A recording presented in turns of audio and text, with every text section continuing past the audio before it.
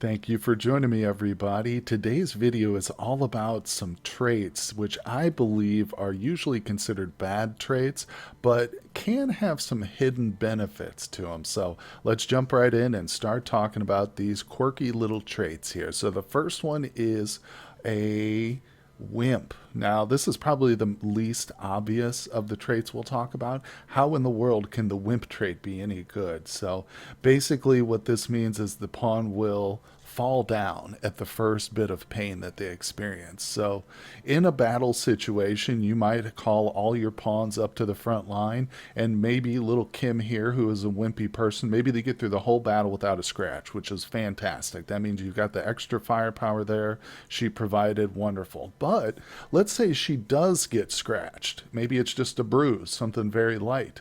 She's going to fall to the ground instantly. She's going to lay down and just start wiggling around.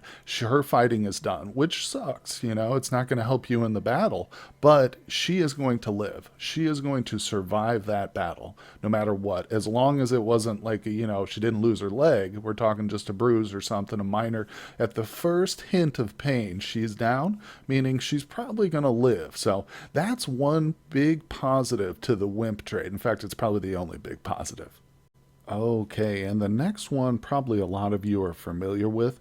This is the trigger happy trait. So it's actually a hidden gem, so to speak. Now you might see it and immediately see that it says shooting accuracy is reduced and say, no, thank you, I don't want some guy who can't hit anything.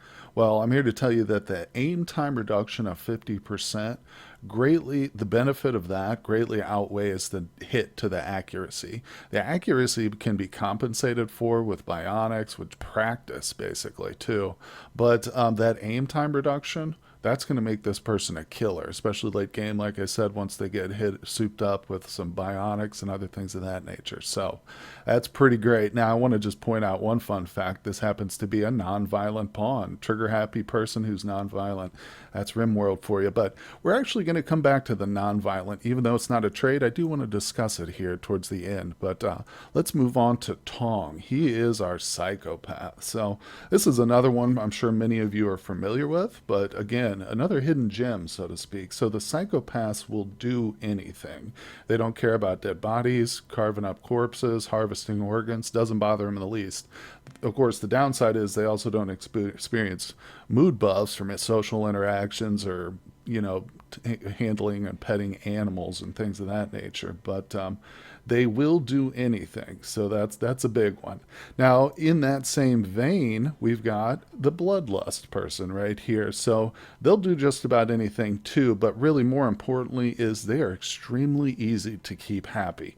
They love to kill. If you make stuff out of human leather and give it to them to wear, they'll get bonus for that. They also don't mind wearing tainted stuff. So if you find some really good armor on a corpse, give it to your Bloodlust person. They will really, really enjoy it. And the next one here is the Psychically Deaf pawn. Of course, this one is a little bit more obvious. You don't have any access to the psychic powers with this pawn, but at the same time, those psychic drones won't affect them nearly as bad. So that's a big positive for the Psychically Deaf. We've got a night owl trait here. Obviously, this one does have benefits, but I mentioned it just because I think a lot of people don't like the night. Me personally, I don't like night owls, but there is a mod out there called Automatic Owl. I'll include a link in the description of this video down below. It basically, if you get a night owl join your colony, it just automatically sets that schedule for you properly. So that's a really handy one there to couple with any night owls you might have. And lastly here, we've got the Pyromaniac. Now, there's really no upside to the Pyro, but I did just want to mention that I recently was forced to recruit a Pyro in one of my playthroughs, and it's been changed a lot since I initially tried a Pyro.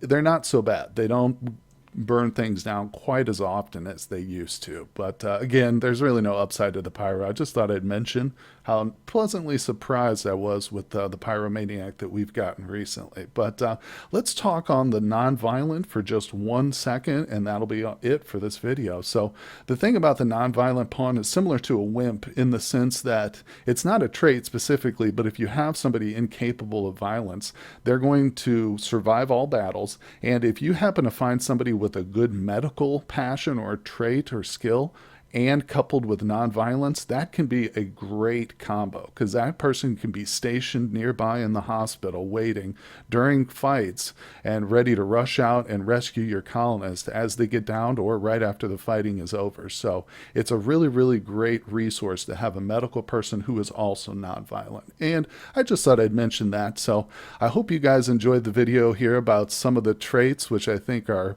poorly regarded, but like I say, might be a hidden gem though. So check them out. Don't turn away the colonists just yet. And I will see you guys on the next one.